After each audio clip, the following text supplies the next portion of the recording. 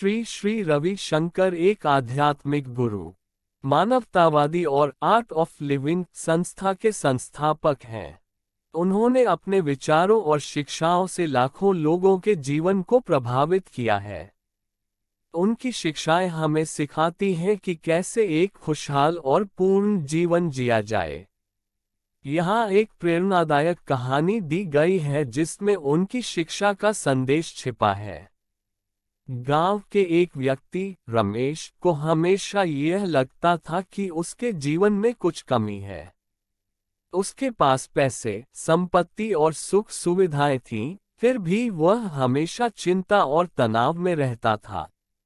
एक दिन उसने सुना कि महान आध्यात्मिक गुरु श्री श्री रवि शंकर उसके शहर में सत्संग के लिए आ रहे हैं। रमेश ने सोचा कि शायद उसके प्रश्नों का उत्तर उन्हें वहां मिल जाए। सत्संग के दौरान श्री श्री रवि शंकर ने एक छोटी सी कहानी सुनाई। उन्होंने कहा, एक राजा था जिसे किसी चीज से संतुष्टि नहीं मिलती थी। उसने अपने मंत्रियों से कहा कि वह पूरी दुनिया की सबसे कीमती चीज चाहते हैं। बहुत समय तक खोजने के बाद एक साधु ने राजा को एक साधारण अंगूठी दी और कहा, इस पर लिखा है यह भी बीत जाएगा।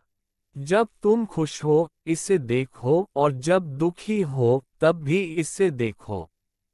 राजा ने अनुभव किया कि उसकी खुशी और दुख दोनों अस्थायी हैं। यह कहानी सुनकर रमेश ने खुद से सवाल किया, क्या मेरे जीवन की खुशी भी इन भौतिक चीजों पर निर्भर है? उसने महसूस किया कि असली खुशी हमारे भीतर है, बाहर की चीजों से नहीं। सत्संग के अंत में श्री श्री ने कहा, सच्ची खुशी तभी आती है जब हम अपने भीतर के शांति और प्रेम के स्रोत से जुड़ते हैं। सांसों का ध्यान, प्राणायाम और ध्यान हमारे अंदर की बेचैनी को शांत कर सकते हैं। रमेश ने सुदर्शन क्रिया सीखी और धीरे धीरे उसने अपने जीवन में एक बदलाव महसूस किया। अब वह छोटे छोटे पलों में भी खुशी का अनुभव करने लगा। उसकी चिंता और तनाव कम हो गए और वह हर परिस्थिति में शांत रहना सीख गया। कुछ महीनों बाद रमेश अपने दोस्तों को अपने नए जीवन के अनुभव साझा करते हुए कहता, श्री श्री रवि शंकर ने मुझे सिखाया कि खुश रहना किसी लक्ष्य तक पहुंचने का नाम नहीं है, बल्कि यह एक यात्रा है। हमें वर्तमान में जीने की कला सीखनी चाहिए। श्री श्री रवि शंकर की शिक्षाओं से हमें यह सीख मिलती है कि खुशी हमारे मन की स्थिति पर निर्भर करती है। अगर हम ध्यान, योग और सकारात्मक दृष्टिकोण अपनाएं, तो हम सच्चे अर्थों में खुश रह सकते हैं। श्री श्री रवि शंकर का जन्म 13 मई 1956 को तमिलनाडु के पापनाशम में हुआ था। उनके बचपन का नाम रविशंकर रत्नम था। उनके पिता वेंकट रत्नम एक शिक्षित और धर्मनिष्ठ व्यक्ति थे, जबकि उनकी माता विश्वलक्ष्मी रत्नम एक धार्मिक महिला थी। रवि शंकर के परिवार का माहौल सांस्कृतिक और धार्मिक दृष्टि से समृद्ध था, जिसमें ध्यान और आध्यात्म का विशेष महत्व था। श्री श्री रवि शंकर का बचपन असाधारण था। वे कम उम्र से ही विशेष प्रतिभा के धनी थे। कहा जाता है कि 4 साल की उम्र में ही उन्होंने भगवद गीता के श्लोकों का पाठ करना शुरू कर दिया था। उनके माता पिता और आसपास के लोग उनके इस अद्वितीय गुण से प्रभावित थे। वे अक्सर ध्यान और प्रार्थना में गहरे डूबे रहते थे, जिससे यह प्रतीत होता था कि वे एक सामान्य बच्चे से कहीं अधिक थे। रवि शंकर की शिक्षा दीक्षा भी विशेष रही। बचपन से ही वे विज्ञान और अध्यात्म में समान रुचि रखते थे। उनकी बुद्धिमत्ता और तीव्र स्मरण शक्ति के कारण शिक्षक भी उनके प्रशंसक थे। वे बहुत ही जिज्ञासु स्वभाव के थे और जीवन के गहरे प्रश्नों के उत्तर खोजने की कोशिश में लगे रहते थे। उनके अंदर की यह जिज्ञासा ही आगे चलकर उन्हें एक महान आध्यात्मिक गुरु बनने की ओर ले गई। उनकी बचपन की एक यादगार घटना यह है कि एक बार जब वे अपने माता पिता के साथ एक धार्मिक आयोजन में गए थे, तो उन्होंने सभी को ध्यान लगाने के लिए प्रेरित किया। उनकी ऊर्जा और उपस्थिति से लोग सहज ही ध्यान की गहरी अवस्था में चले गए।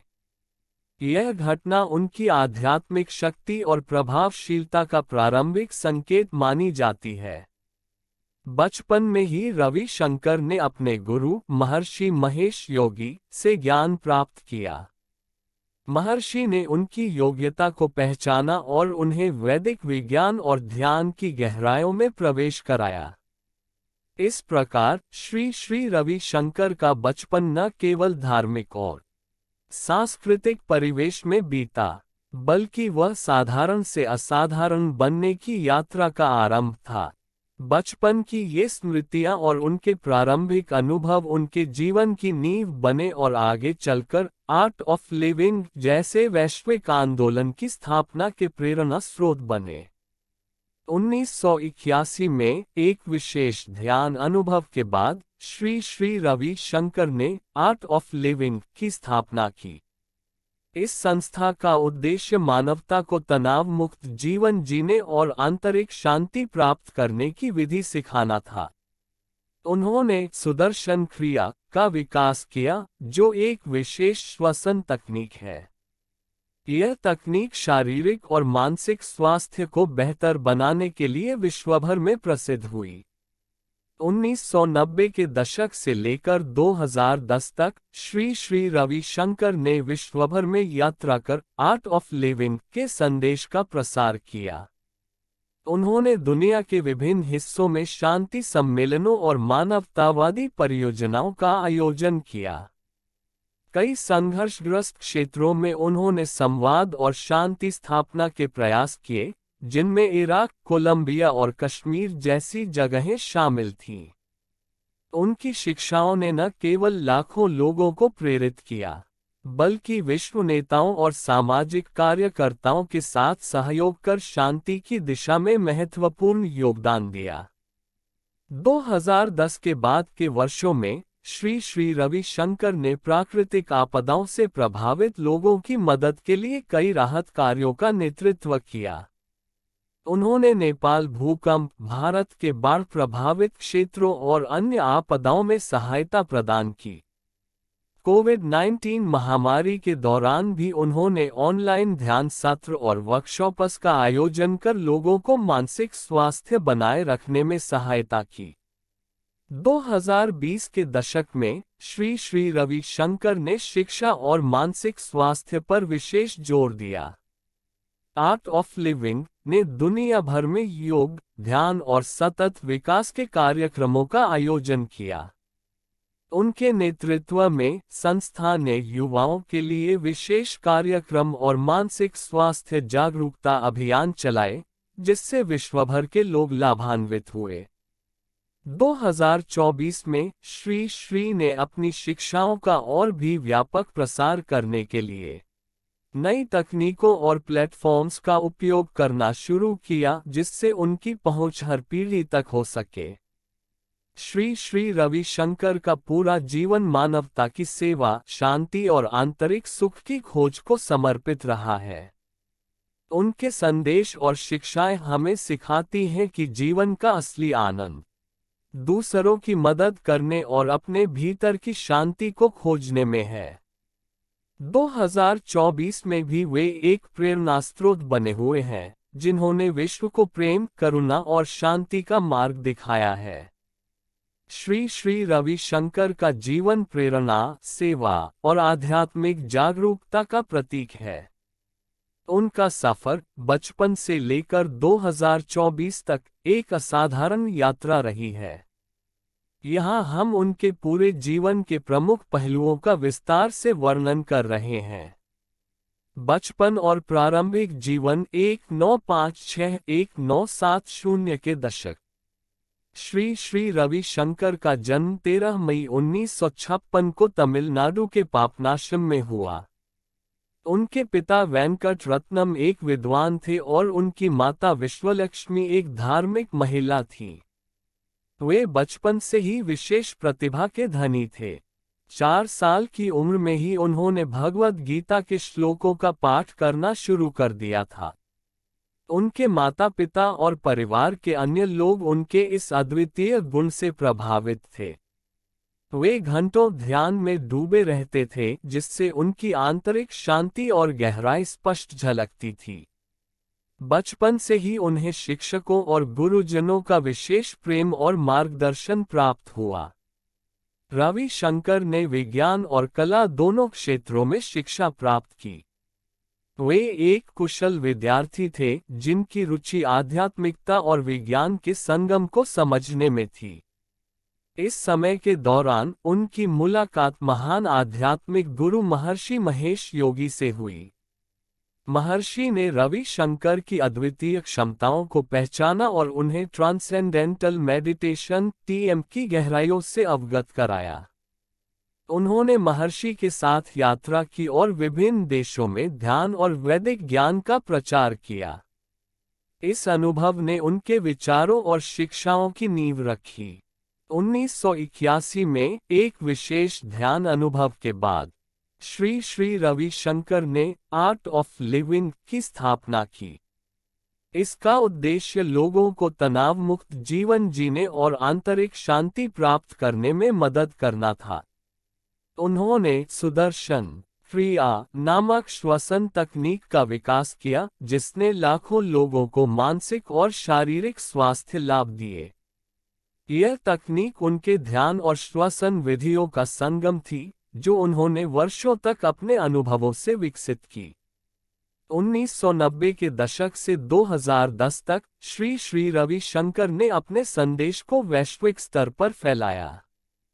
उन्होंने दुनिया भर के विभिन्न देशों में ध्यान सत्रों और शांति सम्मेलनों का आयोजन किया। उन्होंने कई संघर्षग्रस्त क्षेत्रों जैसे कि इराक, कोलंबिया और कश्मीर में जाकर संवाद और शांति की दिशा में प्रयास किए। उनके नेतृत्व में आर्ट ऑफ लिविंग एक वैश्विक आंदोलन बन गया, जिसने लोगों को अपने जीवन में आध्यात्मिकता, खुशी और शांति को अपनाने के लिए प्रेरित किया। उनके योगदानों के कारण उन्हें विश्व भर के अनेक सम्मानों से नवाजा गया। उन्होंने सामाजिक और सांस्कृतिक विभाजन को कम करने और मानवता को एकजुट करने के लिए कार्य किया। उनके शांति प्रयासों और सेवा कार्यों के लिए उन्हें संयुक्त राष्ट्र से भी प्रशंसा मिली। 2010 के दशक में श्री श्री रवि शंकर ने प्राकृतिक आपदाओं से प्रभावित लोगों की मदद के लिए सक्रिय रूप से काम किया। उनकी संस्था ने नेपाल भूकंप, भारत के बाढ़ प्रभावित क्षेत्रों और अन्य आपदाओं में सहायता पहुंचाई। कोविड-19 महामारी के दौरान उन्होंने ऑनलाइन ध्यान और योग सत्रों का आयोजन किया, जिससे लोगों को मानसिक और भावनात्मक सहारा मिला। उन्होंने वैश्विक स्वास्थ्य संकटों में मानसिक स्वास्थ्य की बढ़ती समस्याओं को संबोधित करने के लिए आर्ट ऑफ लिविंग के माध्यम से अनेक कार्यक्रम शुरू किए। उनके ध्यान सत्रों ने लाखों लोगों को मानसिक और भावनात्मक रूप से मजबूत रहने में मदद की। 2020 के दशक में श्री श्री रवि शंकर ने तकनीकी युग में अपनी शिक्षाओं का प्रसार करने के लिए डिजिटल प्लेटफॉर्म्स का उपयोग किया। उन्होंने ऑनलाइन ध्यान सत्र, वेबिनार और शांति सम्मेलनों का आयोजन किया, जिससे उनकी पहुंच हर आयु वर्ग और समाज के हर कोने तक हुई। 2024 तक उन्होंने पर्यावरणीय स्थिरता, शिक्षा और मानसिक स्वास्थ्य के लिए कई नई पहलें शुरू की। उन्होंने युवाओं के लिए विशेष प्रशिक्षण कार्यक्रम विकसित किए, जिससे नई पीढ़ी में नेतृत्व और आध्यात्मिकता का संतुलन स्थापित हो सके। उनके मार्गदर्शन में आर्ट ऑफ लिविंग ने पर्यावरणीय जागरूकता, पानी संरक्षण और हरियाली बढ़ाने जैसे अभियानों में बढ़ चढ़कर हिस्सा लिया। श्री श्री रवि शंकर का पूरा जीवन मानवता की सेवा और आंतरिक सुख की खोज को समर्पित रहा है। उन्होंने दुनिया को सिखाया कि कैसे एक तनाव मुक्त और खुशहाल जीवन जिया जा सकता है। उनका मानना है कि सच्ची खुशी बाहरी चीजों में नहीं, बल्कि हमारे भीतर होती है। उनकी शिक्षाएं हमें वर्तमान क्षण में जीना और दूसरों की सेवा करना सिखाती हैं। 2024 में भी श्री श्री रवि शंकर अपनी शिक्षाओं और प्रयासों से दुनिया को प्रेरित कर रहे हैं। उनका जीवन हमें दिखाता है कि प्रेम, करुणा और सेवा के मार्ग पर चलकर हम न केवल स्वयं को बल्कि पूरी मानवता को ऊपर उठा सकते हैं।